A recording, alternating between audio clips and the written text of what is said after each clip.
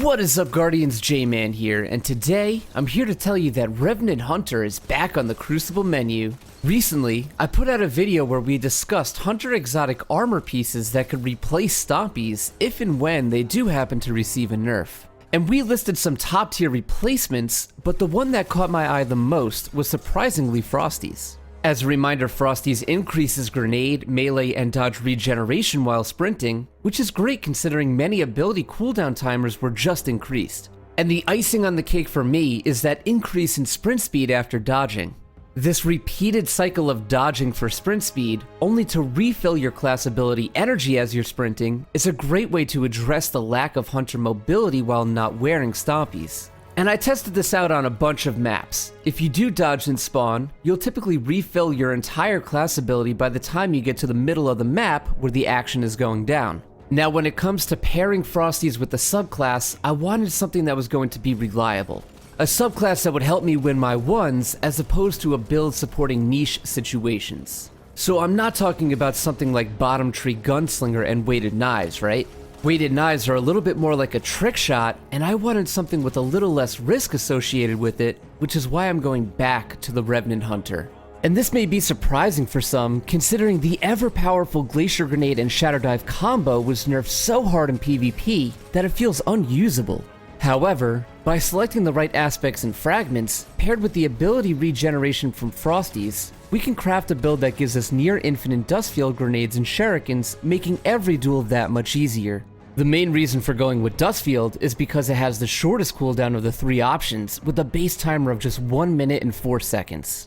This grenade has seen a few adjustments since the birth of Stasis, but if we pair it with the Touch of Winter aspect, it becomes a stronger tool in our build. Touch of Winter is going to increase the size of the Dustfield globe, and also spawns a small Stasis crystal on impact. I would predict that most Guardians would assume that we're still using the Shatter Dive aspect for movement, or even Winter Shroud to place slow effects while dodging your enemies, but what we actually want here is Grim Harvest. Grim Harvest does create a stasis shard when defeating a slowed or frozen combatant, and you do gain melee energy for picking these shards up. And it's not a bad perk. Having more melee energy is never a bad thing. But what's key here is the fact that Grim Harvest opens up an additional 3 fragment slots. This is going to give us much more freedom in our build compared to the 1 fragment slot offered by Shatter Dive or Winter Shroud. And we're looking for fragments that pair well with our enhanced Dustfield, which is why I highly recommend Whisper of Chains. Whisper of Chains will reduce the damage you take from targets while standing near the Stasis Crystal spawn from the Dustfield grenade.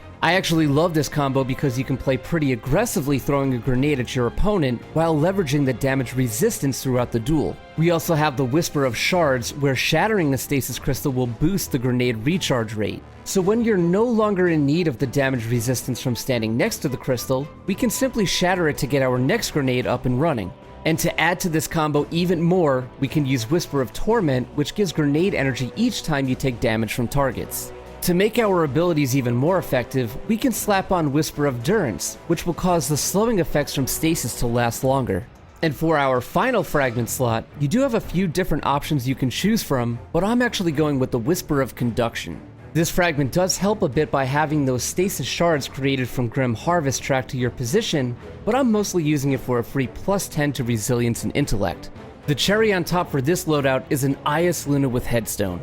Headstone will spawn a stasis crystal from precision final blows, and this crystal synergizes with all the aspects and fragments that we just listed.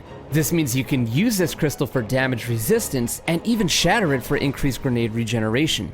So there we have it, Guardians, a full synergized build between the Revenant Hunter, Frostees, and Ias Luna.